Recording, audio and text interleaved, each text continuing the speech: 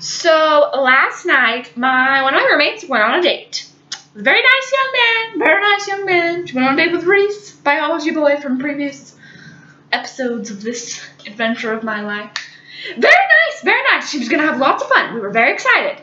Well, they went hiking and then watched a movie and stuff, and so she didn't know when she was going to be back. My other roommates, we're kind of all best friends and stuff, and we kind of do stuff together. So when she went on this date, we had decided we were going to wait up for her for when she got home. I am very much not a night person. Very much not a night person. My brain shuts off about 9, 10 o'clock at the max. If you get me to 11, it's a miracle. But anything beyond that, just things that come out of my mouth are the equivalent of someone being high, which I will never do drugs. Personal choice, never do drugs. Drugs, no. But I don't think I need to know what I would be like if I was high. All I need to do is stay up past 11. Or 10 or 9, depending on the day. Well, so she didn't get home until about 2 in the morning. And I had decided I was waiting up for her. We were like parents, waiting for our child to come home from their first date. It wasn't her first date. I don't know why. We just needed to wait up. This was a big deal. So we waited up. And we watched some Barbie movies, because that roommate hates Barbie movies, and she wasn't going to be here, so we're like, freedom! So we watched the Barbie movies. We participated in the glittery wonder that really isn't as bad as a lot of people try to say it is. Super cheesy, I know, the animals talk, but whatever, no judging. You guys don't get to judge me. I'm a college student. I don't have very many fun things to do. Well, we waited up, and after watching 2 Barbie movies, I watched the first one, and went and got my blanket, went and got my pillow, sat on the couch, wrapped myself up in my blanket, just kind of laid down, and just fell asleep. My other roommate kept poking me. Now, I am a total beast. If you wake me up, I am a complete monster. If I'm asleep and you wake me up, it's bad. It is so bad. It is, I don't even know, you get Godzilla or something. It is traumatizing, I think is the best way to say it. One of my friends, bless her heart, she's been my best friend since 3rd grade. I don't even know how she puts up with me. She one time called me in 8th grade. At 9:30, she called me, and my sister answered the phone and took it down to me. And I was in bed, okay? You do not wake up the beast once it slumbers. You don't do it. 'Tis a mistake. This friend had not learned this yet. She learned it after this night. She calls, and she wanted to know if we had English homework. Something simple, it wasn't really direly important, but she wanted to know. She figured 9:30 wasn't that late. She was wrong. She was so wrong. So my sister walks in and opens the door and says, Alita, the phone's for you. And I just say, get out of my room. Just this beast gets unleashed. I don't know where it comes from, but it's just total monster just comes out. And my friend heard all of this that happened. Well, my sister's like, no, your friend really needs to talk to you. It's important. Get out of my room. Seriously, it was bad. I started screaming and I said, you are going to get out of my room or I'm going to come over there and punch your face in with my pillow. And my sister was just not listening to me. She was like, no, Alita, it's important. I sat up in bed. Now this was showing that crap was about to go down. I sit up and I just look at her. And I just say, you will get out of my room right now, or I will punch your face in with my pillow. She left, and she told my friend I was busy and unavailable at the time. My friend was not stupid. She had heard this entire interaction. Well, after hanging up the phone, my sister comes back down and totally guilt trips me, and she's like, you know what? You are a beast. What if she really needed help? What if she needed help with homework? And you're just being a total monster, and your poor innocent friend just needed some help that would have taken you all 2 minutes. So I felt guilty and went upstairs and called my friend, which, looking back, I should not have done. I should have just left her alone. So I call her, and she sees that it was me, so she answers, and she's kind of scared because, she heard my reaction just barely, not even 2 minutes before. So again, she's like, hello? And I was like, what did you want from me? Remember hearing this slight terror in her voice. She was like, no, I just wanted to know if we had English homework. And I was like, no, we do not have English homework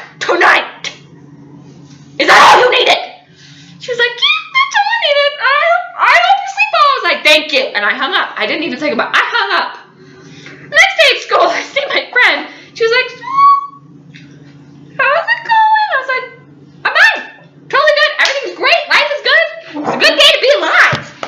And she's like, did you sleep well last night?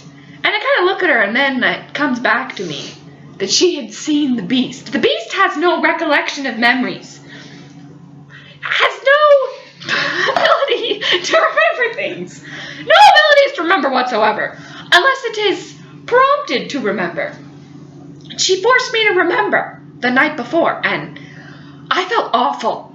Well, she since learned then that you do not keep me up past 9:30. So she's my roommate in college. So when I said I was going to be waiting up for our friend to get back from her date, she thought this was a bad idea. And she and my other roommate kept saying, no, just go to bed. Just go to bed, just go to bed. I was like, no, I don't want to go to bed. Well, come about 11 o'clock, we all start kind of losing it. Our brains just kind of go slowly, and then all of a sudden, just all at once, and they were just gone. We were gone at this point, but we were staying up for when she came home. Because if this young man did not treat her right, we were going to break his fingers. We had threatened him. He's our friend, so, well, yeah, he's our friend. We had threatened to break his fingers. You know, I usually say that I'm going to break someone's legs, but I don't really think I could take him. I don't think I would win that fight, but I could break his fingers and he would fail his classes. I know, nerds are so evil. We know how to truly make someone suffer. So, we were going to break his fingers if he wasn't good. So we needed to know whether or not we needed to be breaking fingers in the morning. So we had to wait up. It had to happen. But it just, everything went downhill after 11. Like I said, it just all went just downhill.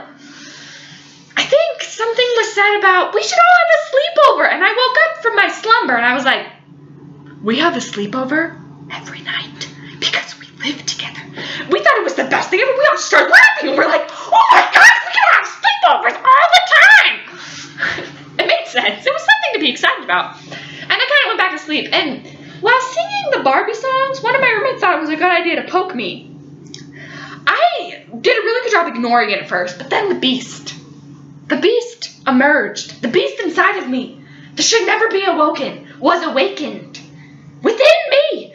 And I just kind of sat up and I just looked at her. I said, don't poke me again. And she looked back at me and said, well, it was an accident. I was like, the first time was an accident. The second time was not. And there will not be a third time. Just in that voice, totally calm. And she kind of, oh, okay. Kind of scooted away from me and I went back to my sleep. Well, eventually, you know, I got my sleep in and I woke up. And at this point, I'm just totally the equivalence of being high.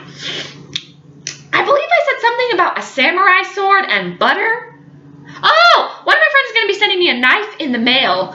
And it's a dull knife.